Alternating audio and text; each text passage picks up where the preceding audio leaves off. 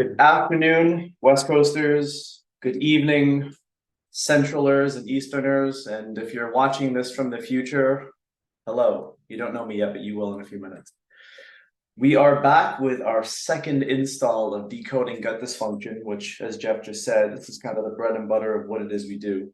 And when it comes to the topic of dysbiosis, I was thinking about this earlier today, how, and forgive me for those who heard this ahead of time, this word was not on the radar a few years ago like it is now. It seems that it's probably the single most common word in functional medicine. And I don't know that that's a good thing, because if people are talking about it, it probably means people are suffering from it. And as I hope to lay out today, the what, why, and how in terms of what is dysbiosis, why does it happen to be, and how do we address it, it's a very, very complex topic because we still don't know really anything in regards to what will probably be elucidated in the next 10 to 20 years. This is pretty much all you guys need to know. This is all I got for you today, this one slide, so I hope it's enjoyable. But dysbiosis is just the other half of an equation where eubiosis balances it out. And if I can pick one, what I've learned with graphics is green is always good, red usually means problem. I'm picking the left side, the green graphic. Why? Because the concept of eubiosis is really important to understand for a few reasons. Number one, the eubiosis is the balance of cooperation between the bacteria that live in our gut, the organ that is our microbiome, and the organ that is our digestive system, and us as a person. Meaning, if we have a state of eubiosis, we typically have a well-functioning digestive system. We have a healthy profile of bacteria. Hopefully we got that naturally and we were raised on high quality food and running around outside and getting lots of natural sunlight and sleeping well. And this is the scenario which usually prevents the creation of opportunity for degenerative diseases.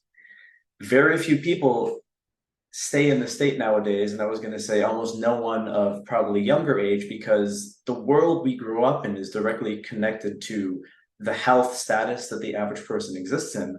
And the way the planet's going, it's probably not an accident that we see such a rise in dysbiosis over the last 20, 30 years, because look what's happened to the planet as a whole. On the right-hand side, we have its ugly counterpart, the Joker to the Batman, so to speak, of dysbiosis. So if eubiosis is syntropy, which is, a common ground, a thing slowing in a good direction, and you find homeostasis, dysbiosis is the opposite. It's entropy. It's ever-increasing chaos as it develops, and it puts us into a state of allostasis, which basically means our body is chronically stressed and not able to find a baseline of recovery. So within dysbiosis, we don't have that healthy profile of bacteria anymore.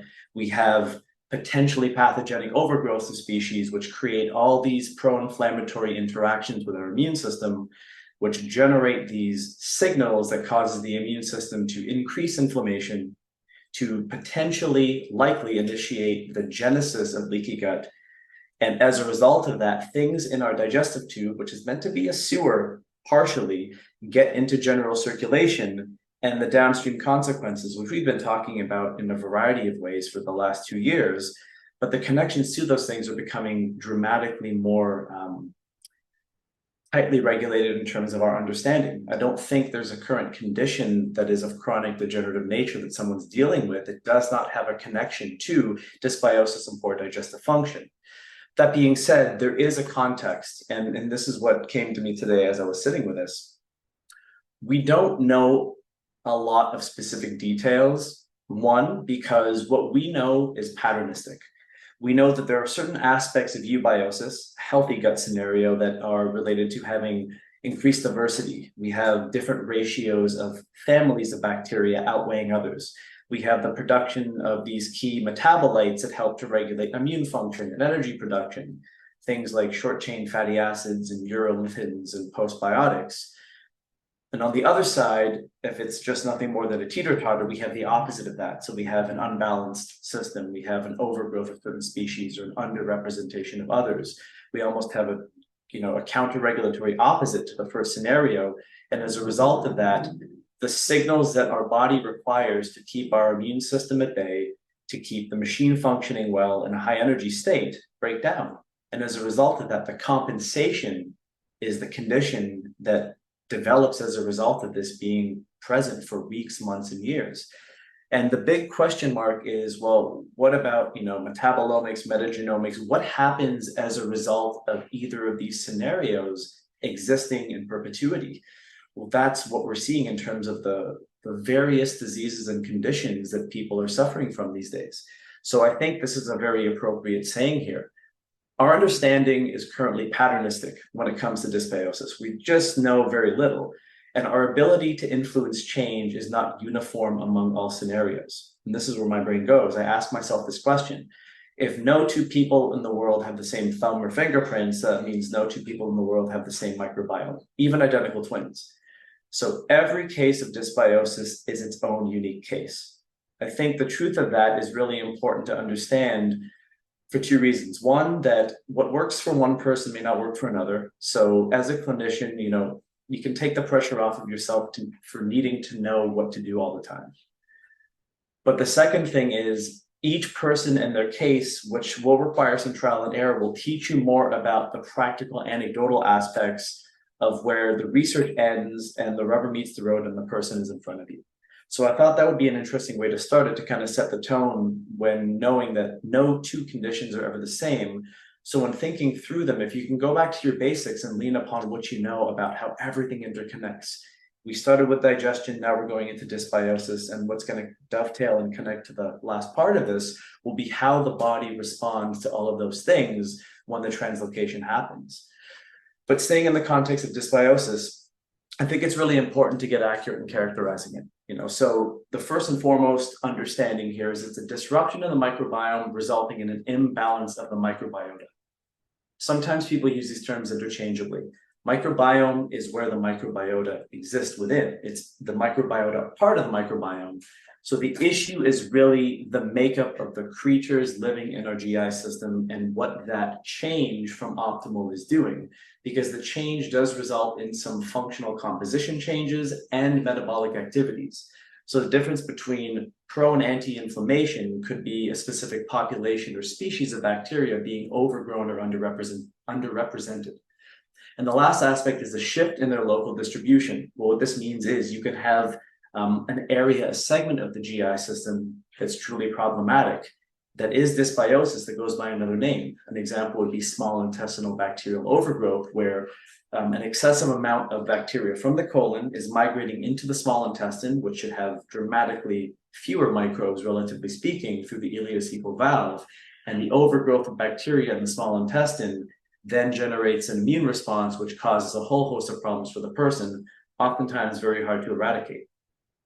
It is important to understand that dysbiosis most often affects the GI tract.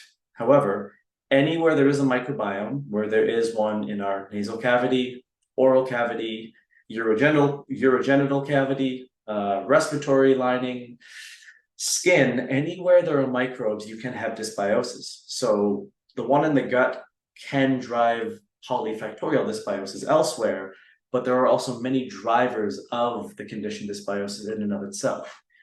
The most typical things to understand, and what the research shows to be the most common character traits, are a decrease in diversity, meaning the populations and the dispersion of the different species that are represented in the gut become thinner. It's the opposite of a cosmopolitan melting pot. It would be like if everyone was one culture all over the world. It wouldn't be great from a diversity perspective. In addition to the diversity, there are keystone strains within the gut that are pro-beneficial. There are certain species like Akkermansia and Mucilophilia, which are really important for maintaining the mucosal lining. There are other species of bifidobacteria that are really important for things like butyrate production. So a loss of these in conjunction with an overgrowth of harmful microbes. And harmful microbes are a double-edged sword because in some cases, Clostridia are essential residents in our gut to maintain homeostasis, but certain species of Clostridia that are overgrown can actually wreak havoc and create the scenario of something like C. diff. And what a lot of people don't necessarily place a lot of importance on is that it's not just bacteria. So there are other microorganisms that live within the gut. You have fungi, and yes, there are normal yeast and fungi that should be represented in the gut. It's when they're overgrown, that's the problem. Same with protozoa, same with archaea. It's where you see a lot of your increased production of things like methane and hydrogen sulfides. And the black box that I'm interested in is viruses. Because, if you look at human DNA, what we call junk DNA are oftentimes little bits of viral genetics inserted into us. And they have the ability to influence the epigenetic transcription of how we as an organism evolve. So things like viruses and phages actually play a massive role in shaping both the eubiosis scenario in our guts and the dysbiosis scenario in our gut. But when we're talking about the microbiome and dysbiosis, we have to consider all of these because this is what composes the microbiota, as I said, that live within the microbiome. So you have to understand and ask, how does dysbiosis happen? And it's not by putting about 5 tablespoons of X-Lax like Harry did to Lloyd in this scene in the movie. It's probably one of my favorite things to ever put in a presentation. There is no one cause. I'm going to put forth the concept later that dysbiosis is actually a condition of lifestyle rather than specifically a gut problem. Because when you start to take a step back and zoom out, you'll see that it can't be one thing, but it can be a lot of little things, but oftentimes there's an initiation point. And I think for most people, that initiation point is what I call a major insult. And a major insult could be an episode of food poisoning, or it could be using a very powerful antibiotic as a result of an infection. And the aftermath of what the antibiotic does to people can actually be worse than what the infection was ahead of time in the long run. So major insults are one of the driving factors, but there's also the concept of predisposition and inheritance, and I call these early life influences. How you come into the world based upon birth style ultimately determines what your microbiome is going to be. We've spoken about this many times. The body is meant to have a natural birth through the vaginal canal that inoculates the baby through the nose, the mouth, the ears, the skin. And then as a result of natural breastfeeding, milk contains these special oligosaccharides, which are fibers present in milk solely for the purpose of building bacterial diversity and bacterial populations in the gut. How you came into this world, which unfortunately some people don't have the choice, may put someone behind the 8 ball. So their microbiome may not be as optimal in terms of its first influences based upon skin contact and cesarean section, but also how someone lived their life. What foods did they eat? Were they exposed to a variety of different environmental stimuli? Were they exposed to pets and the outdoors, or were they overly sanitized and scrubbed down with hand sanitizer because their parents thought germs were bad and they were doing something beneficial for their kids? So early life inheritance plus major insults, I think, are the most common reasons that people do experience such issues. But there are a lot of day-to-day lifestyle things that either drive it in a good direction or a bad direction. Diet is probably the most powerful thing. Everything you eat, so your microbiome does too. So eating, franken foods and fast foods out of convenience versus eating something that comes from nature, grown organically, free of pesticides, picked in season, it's going to have a dramatic difference in terms of feeding diversity and providing the microbiome with the nutrition it needs to proliferate. Lifestyle mediated things like sleep, stress levels, environmental considerations, incredibly influential via how they affect the ability of the vagus nerve to regulate functioning of the enteric nervous system. I think people forget that we have a central nervous system and we have an autonomic nervous system, which the enteric nervous system is part of that. So it's meant to operate autonomically from conscious control. You don't have to think about moving food through your intestines. But if people are dealing with chronic stress, if they have a poor circadian rhythm and sleep pattern, if their environment is not optimal, that activates the sympathetic nervous system and drives a chronic sympathetic response that reduces the function of the vagus nerve, which alters how your body releases digestive components, alters how your body can regulate the speed of food moving through your digestive system. If you Google some of the research between vagal function and dysbiosis, it's a pretty strong correlation that a downregulation of vagal tone and an increase in sympathetic tone, which often results in an increase in things like adrenaline and cortisol release, chronically, that alone will reduce microbial diversity and thin the mucosal lining, leading to a likelihood of dysbiosis down the road.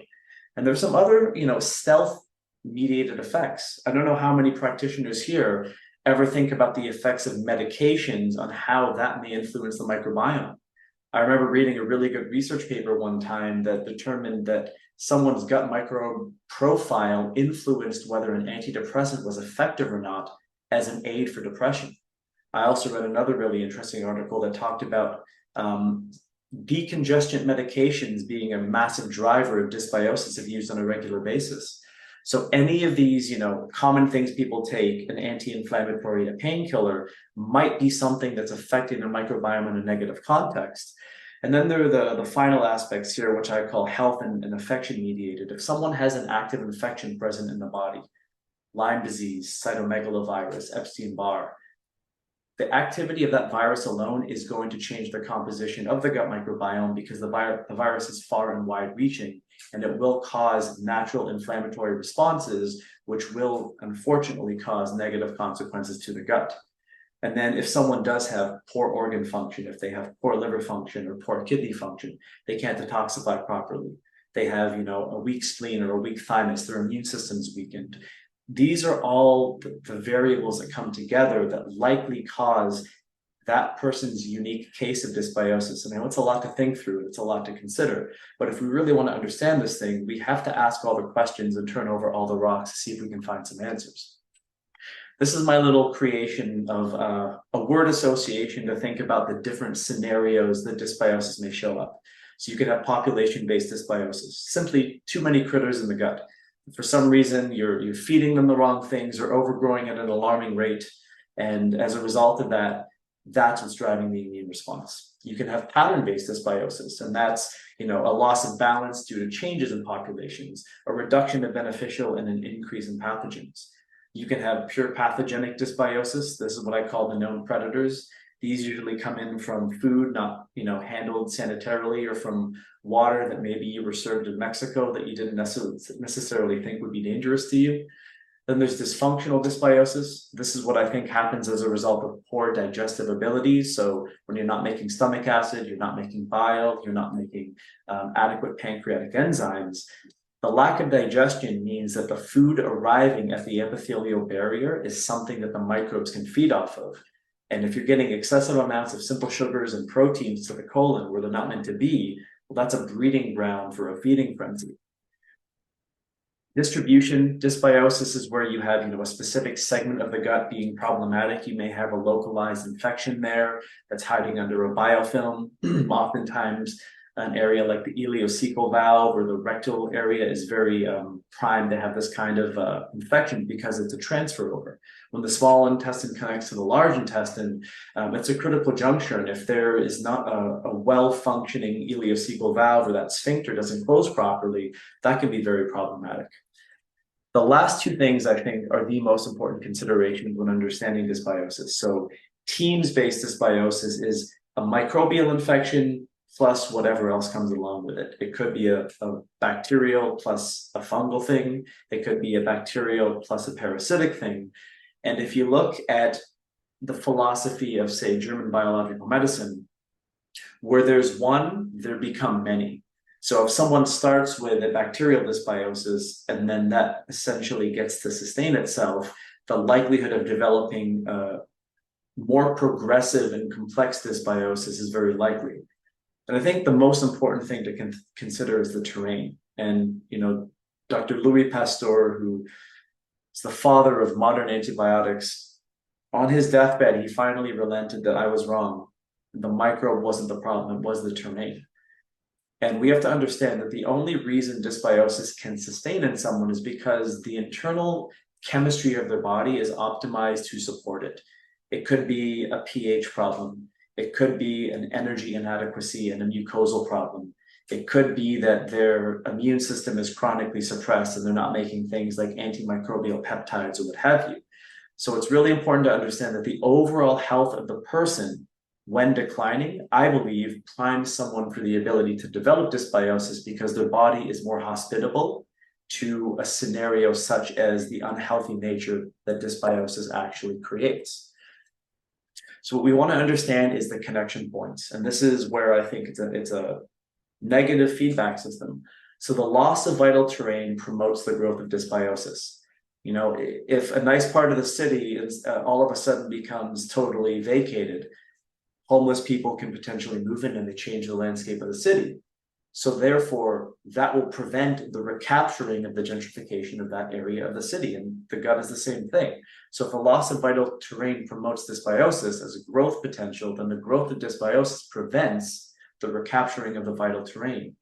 You have to be able to find a way to rebalance the area so the body can express health again, because it wants what it innately had before it lost it. And that's that microbial diversity. So the fundamental presentation in my mind is the loss of microbial diversity leads to the imbalance in remaining populations. So we lose that teeter-totter effect and the functionalities and the metabolic processes that come with that. And that causes the change in metabolic profile and activity. It can create a scenario of eubiosis and anti-inflammatory signaling to one of chronic inflammatory signaling. And as a result of that, we lose the ability for the key aspects of this area to talk to itself. What I mean by that is the microbes, the immune cells, and the epithelial cells have a breakdown in communication.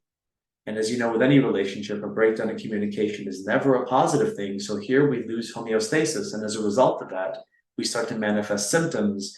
And the person's walking in telling you they have constipation, they have diarrhea, they have bloating, they have potentially blood in their stool. Whatever the scenario is, this is when the symptoms begin to manifest. And as I said before, it is progressive.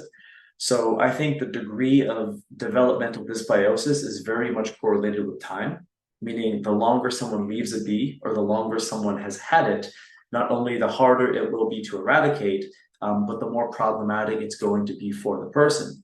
Sometimes it's nice when you have a stage 1 and you just give someone a probiotic like a Theralac Pro and you've changed their life.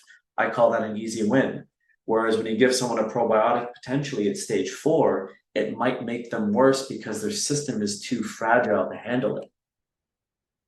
So what do we do as clinicians? Well, we have the ability to test anything and everything under the sun. And I myself used to do a lot of stool tests. I've since stopped because of a few conundrums that came my way, which I'll leave out of today, but I have some philosophical thoughts. So these tests have great intentions and they have great presentation. The way that they color code things, they'll tell you where, the go and stop scenarios are, and the ability to categorize the various aspects of what comes back is a really, really great way to look at the information to help you make a key decision, or initially to make a decision as to where to go first. But there are some downsides in my opinion. And I'm not picking on GIFX here. I think they all have their limitations. So they have 2 different ways of culturing these things. They use a PCR test, which is looking at a genetic sequencing, or they use an old school culture test, which is basically they put it on a petri dish and they check if it grows. And where the PCR falls down is the accuracy of representing exactly the gene sequence of that microbe. And the other thing is, if you're putting something on a petri dish, it's in an aerobic environment. A lot of these problematic microbes are anaerobes. So if you're putting them in an environment where they're not going to grow, well, you're probably going to get a false positive. So the clinical application here, I think there's a lot to be desired, because most of the algorithms from which all of these companies take is a proprietary thing. And what's great is if you see an absolute known pathogen grown at a very high rate, at least it gives the client context as to, yes, there's something going on here, we're going to address it. But fundamentally, you're looking at one poop to determine all poops, because simply changing your diet over the course of 24 to 48 hours might give you a totally different result in terms of what profile of microbes are being released that day. That being said, it's not all useless. What I love that stool tests do is they give you a really good indication of functional details that have incredible relevance to the bigger picture. What I mean by that is you can look at someone's pancreatic elastase and figure out if they have the ability to digest food or not. And if they're making enough pancreatic enzymes, for example. But if you're looking at products of protein breakdown and you're seeing high levels of long chain fats and triglycerides and proteins in the stool, well, then it's probably a gut barrier problem. So it's not a pancreatic issue, it's a gut inflammatory issue, and it gives you greater indications as to what's going on. The other thing that I like that it does is it can show you if there is an actual potential pathology there. And in some cases, they show some potential remedies, be it natural or alternative. But I still think the old school way of getting to know what's going on with someone symptomatology-wise and understanding How do you start to address it? And knowing that there is no one way to do it, it gives you a lot of benefit, because I've had scenarios where I've had people run stool tests and I was so sure that they were coming back with everything red, just an absolute train wreck. Their stool test was perfectly clean, not a red issue among it. And then the client's expecting a bad result, and then you have to back up and tap dance your way out of explaining, well, I don't know why this is happening. On the other side of it, you might have people who are feeling great. You run a stool test and they look terrible. And now all of a sudden they're questioning what's going on. So it's a really hit or miss scenario. And this is the analogy I worked really hard to kind of come up with. So I'm going to test it out on you guys today. If you ever put a puzzle together, at first it looks nothing like the outcome. It's just a random series of pieces. And as you assemble these pieces, you start to see little pockets of things that you can identify. So if this is going to be New York City, well, you can see some buildings, you can see some taxi cabs, you can see, the concrete of the roads. I think this is where we are with a microbiome and understanding exactly what's going on. And this is why taking the pressure off of getting it right the first time, but understanding the interconnectedness of it all, I think is the most valuable aspect of how to look at this. Because eventually, with enough time, I think we will sequence things to where we can understand exactly why someone is presenting the likelihood of this infection, or why someone has the inability to regulate their immune function based upon what's going on. But we can never go in the microbiome and see things real time. But what we can do is understand how everything comes together, and hopefully drive the lifestyle factors and supplemental choices to push things in a better direction. So this is why I say, dysbiosis is a thing, but it is a thing, but it's simply not a thing, or simply not one thing, because no two cases can be the same. My hypothesis, and this has come out of just seeing more and more people, is it's a lifestyle condition that's manifested through the gut. My rationale for that is, if it's the terrain and not the microbes, what influences the terrain? And it's the sum of all things that people do in their lives. The supplements they're taking or not taking, the food they're eating or not eating, the quality of sleep they're getting, the stresses they encounter, the exercise and the activities they engage in. So this is why I'm really trying to take a systems thinking to improving dysbiosis, because believe it or not, there are some easy strategies that you can employ with people, like getting them to use blue light blocking glasses so they can get to bed at a better time and make more melatonin. And as a result of that, integrate the gut-brain axis more and recruit the vagal tone from the parasympathetic nervous system. That might help their dysbiosis. I know that was a lot to take in one moment, but this is how I'm thinking about things, because the one scenario is this: someone's dysbiosis may manifest as a neurological condition like Parkinson's or depression. Someone else's may manifest in something like heart disease, because when things are translocating outside the gut and the pro-inflammatory insult as a result of microbes and LPS systemically circulating in the cardiovascular tissue, that's very, very plausible. A lot of skin things are very intricately connected to the gut, because the gut cells and the skin cells are almost the exact same structure and they function very similarly. So if we understand that most of the things that we can see downstream connect to gut health, I think if your specialty is in any one of these areas, putting a greater weight of the importance of connecting the gut axis to whatever your specialty or conditions are gives you more opportunity to help things along. Because if someone's heart disease can be helped as a result of probiotics and prebiotics and digestive enzymes, that's a win for not only you, for your client as well. And I think it's really important to understand, before we move on to the other side of today's lecture, functionally what's going on and what the consequences of dysbiosis really are in the bigger picture. So on the left-hand side, in a perfect world, this is what our guts look like. We have an epithelial lining, and above that, we have this mucosal barrier, which is essentially a glycoprotein substance secreted by the goblet cells. And we have our bacteria that live on the outside, and we have various immune cells and like secretory IgA and various other things in the mucosal barrier. And the analogy that I use to explain this to people is, it's like good neighbors. Neighbors are happy when they have fences between their backyards, because they have their privacy and they have their safety. And in this case, the neighbors are the epithelial cells and the microbes. Under conditions of stress, which is a very ubiquitous term, the scenario on the right side happens. So under conditions of stress, which always reduces available energy, we have a decrease in the thickness of the mucosal barrier. So we've lost our physical barrier, which basically means we need to rely more so on chemical barriers to be the things that stop the microbes from migrating towards the epithelial cells. When they do this, the issue becomes the immune system has to intervene. So in the neighbor's situation, when the neighbors start to fight, the police are called, and the police are the immune system. As a result of this interaction, the immune system is always going to create a pro-inflammatory response. And that pro-inflammatory response, when driven long enough, is what challenges immune tolerance. And as a result of that, the immune system becomes highly, highly vigilant. And as a result of that vigilance, chronic inflammatory processes, both locally and systemically, are possible. And an example of what may happen as a result of this are the development of food sensitivities, an increase in things like chemical sensitivities, the potential issues that someone who has long-held gut issues experiences, like mood disorders, brain fog, inability to sleep properly through the night. Various things are happening as a result of the chronic inflammation and immune response being driven by the scenario on the right.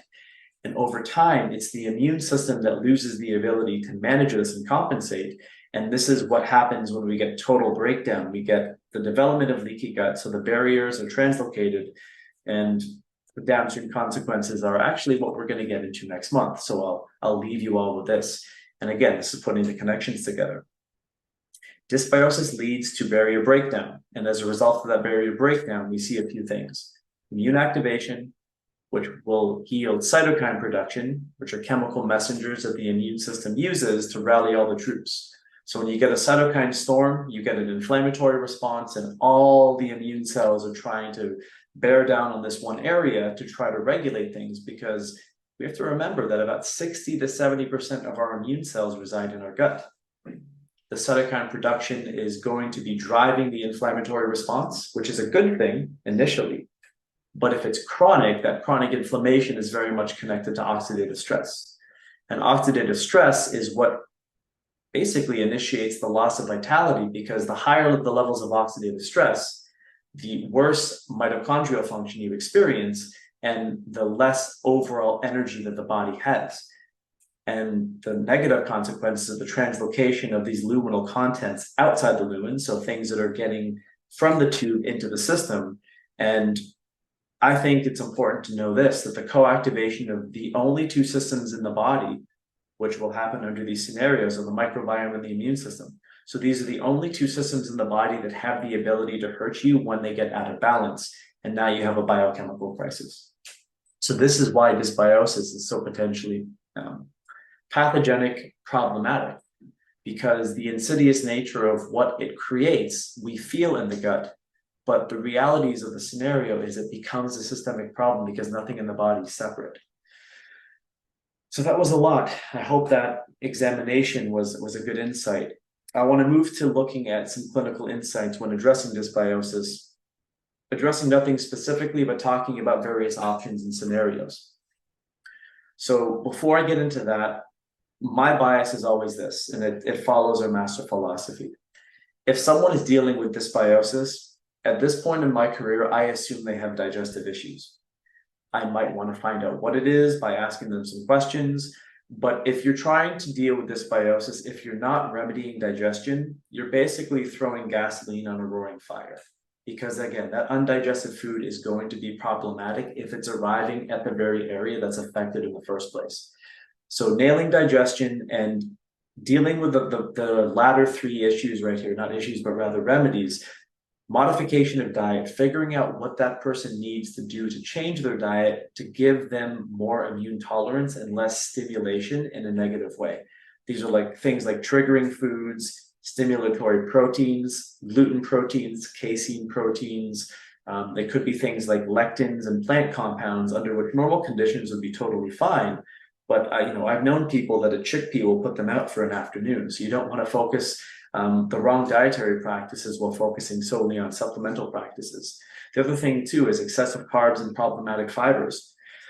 Again, one's food can be another's poison. So it's really important to understand what that person's dealing with and what modifications to food really does help them. The other thing is stimulation of the nervous system, balancing the sympathetic and parasympathetic. This is where things like appropriate levels of exercise, breathing practices, meditation, things of this nature come in. Because in order to remedy the systemic problem of what happens, you need to bring the vagus nerve back online.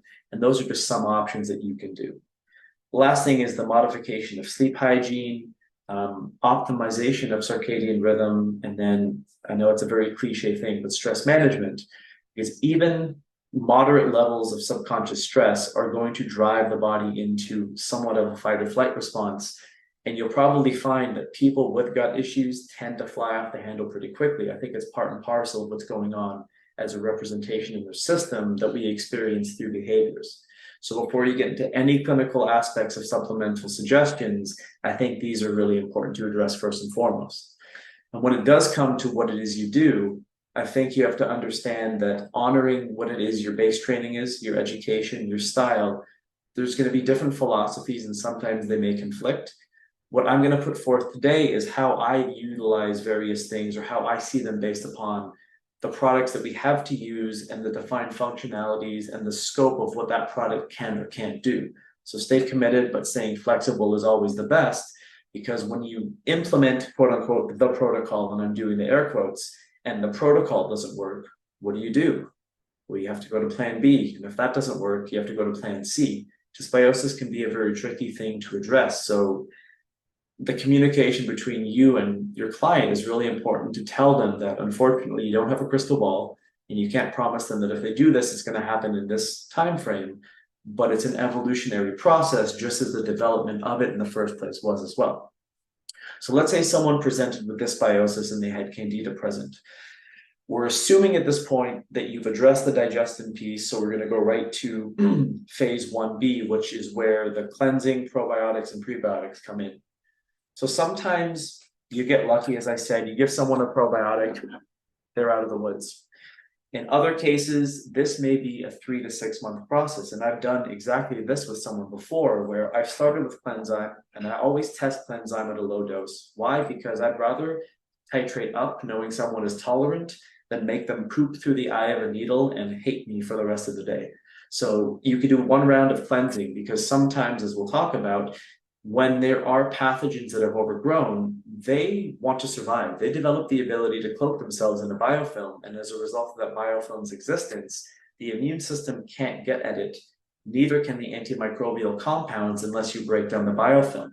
So I'll start with a Cleanzyme, and then I might either layer in or evolve to using a True Flora. Why would I choose True Flora in this scenario? Well, True Flora is really beneficial. Sorry, there's a siren.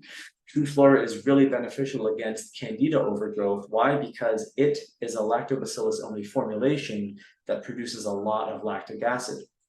If you know a little bit about terrain, most candida and fungal infestations only take place in an alkaline medium, which is a little nod to poor digestive function potentially, but it's also a nod to the internal environment, excuse me, of the small intestine is not optimally suited for the growth of bacteria, but it's suited to the growth of fungus. So by introducing a species of bacteria that has a defined functionality, theoretically, I can lower the pH of that environment, make it very inhospitable to the yeast and fungus, weaken them with a Cleanzyme, and then hit them with another round of Cleanzyme, maybe at a higher dose, hopefully to eradicate and wipe them out. In my head, following the classical 4 R's process, at some point you want to do what they say is repopulate or re-inoculate. So in this case, I would use a Theralac Pro and potentially a combination of Betazyme and Sunfiber, because I want to calm the immune system and I want to promote the growth of strategic strains or species of bacteria, not promote the growth of potentially some of the pathogens that I just killed. So this might be a process that you can implement and unfold over the course of 3 to 6 months, depending again on how your client was tolerating it. And once you've taken a break and reassessed, you can determine if you've done lab testing, you've seen the necessary changes that you wanted to see on the test, or has their symptom presentation gotten better? Has their abdominal distension reduced? Has their bowel regularity or their bowel habits gotten better? And have there been peripheral health changes? I can't tell you how many times I've worked on people's GI systems and they start telling me, oh, I'm sleeping way better. I have a client who just told me lately that he's been sleeping better than he's slept in years.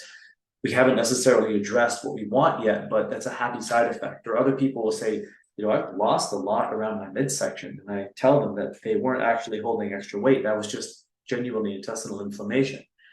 So this is a strategy or a potential way of looking at how do you deal with dysbiosis or multifactorial dysbiosis with the use of specific products that we have. And knowing how these products work is absolutely essential. So, Cleanzyme, I think, is one of the most underrated cleansing products because it doesn't, just throw hellfire and brimstone in the gut like some of the potent combination herbal formulas do. I don't think that they're necessarily all bad, but I don't think that the way to get rid of dysbiosis is just to kill everything like an antibiotic does, because the reason that it was generated wasn't as a result of everything being destroyed and then opportunistically. It was a progressive thing over the course of time for most people. But what Cleanzyme does is it does a few things really well. It does have the ability to bring ozonated magnesium into the gut. And if anyone knows what ozone does really well, it is an antimicrobial substance.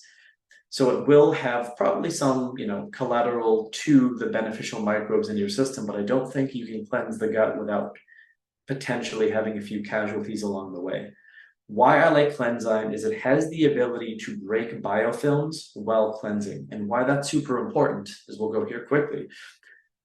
These microbes work as teams and they can form scents and they can become friends. So when these little bacteria eventually find a home, a residence, so to speak, they work together to create a protective coating that I think it acts as a cloaking device, is how I see it, to the immune system.